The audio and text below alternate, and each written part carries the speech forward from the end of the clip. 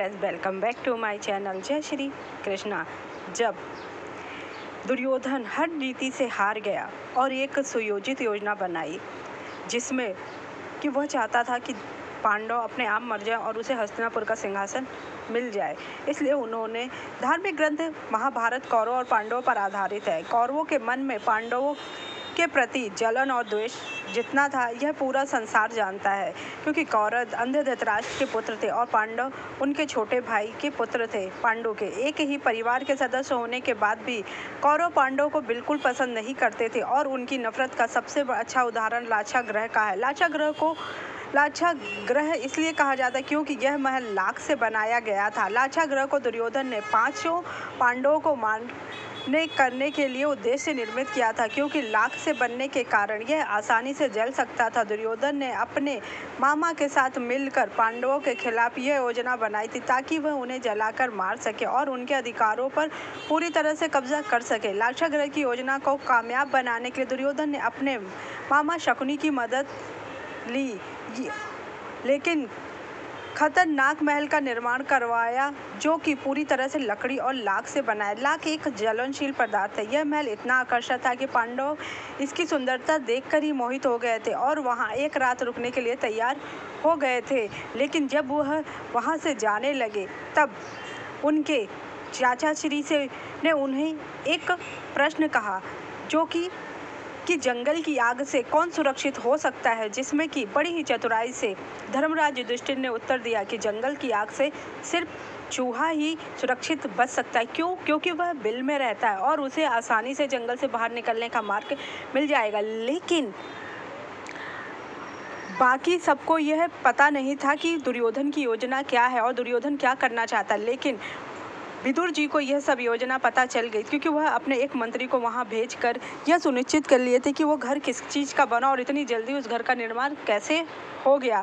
जब ये सब बात का पता पांडवों को उस घर में जाके पता चला तो उनके लिए एक सुरंग निर्माण करने के लिए विदुर जी ने पहले ही एक आदमी को भेज दिया था, जिससे कि वह सुरंग निर्माण कर सके और उनकी जीवन बच सके, जो कि एक रात में ही उनको उस सुरंग के मार्ग से बाहर निकलना था, नहीं तो दुर्योधन की योजना के द्वारा उन्हें मार दिया जाता। हालांकि हस्तिनापुर के महामंत्री और पांडवों के काका श्री बेहद बुद्धिमान थे और अपनी इस चतुराई से वह दुर्योधन के षड्यंत्र को समझ गए। विदुर ने न सिर्फ अपनी बुद्धिमत्ता का प्रयोग करते हुए एक रात में ही पांडवों को सुरक्षित कर लिया था।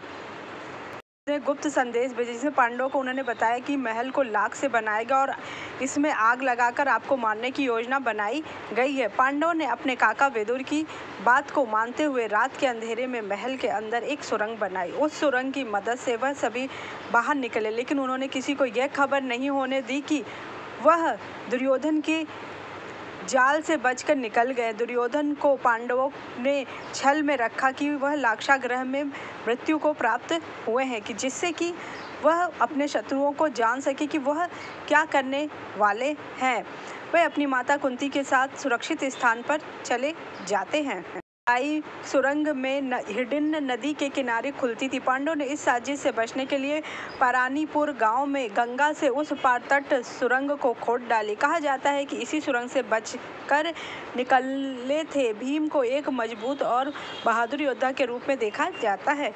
उस राख में जलकर मरे थे वह उनके ही लोग थे जिन्होंने उस महल का निर्माण किया था। उस औरत के भी 5 पुत्र थे और वो औरत वहां जलकर मरी थी, जिससे कि दुर्योधन को विश्वास हो जाता है कि वह लोग अब इस दुनिया में नहीं हैं। पांडवों को सुरक्षित रखने के लिए एक नाव की व्यवस्था कर दी थी। इस प्रकार विदुर की बुद्धिमत्ता और योजना के द्वारा पांडवों की जान बची। ग्रह के जलने की खबर जब हस्तिनापुर में अंधे धृतराष्ट्र और उसके पुत्रों को पता चला कि वह नहीं रहते, दुर्योधन धृतराष्ट्र ने शोक मनाने का नाटक किया और अंदर ही अंदर खुश हुए। पांडव भेष बदलकर जंगल में रहने लगे और बाद में एक चक्र नगरी में ब्राह्मण के वेश में रहे और वहीं से उन्होंने द्रौपदी के स्वयंवर में भाग लिया, जहां से उन्होंने द्रौपदी को जीता।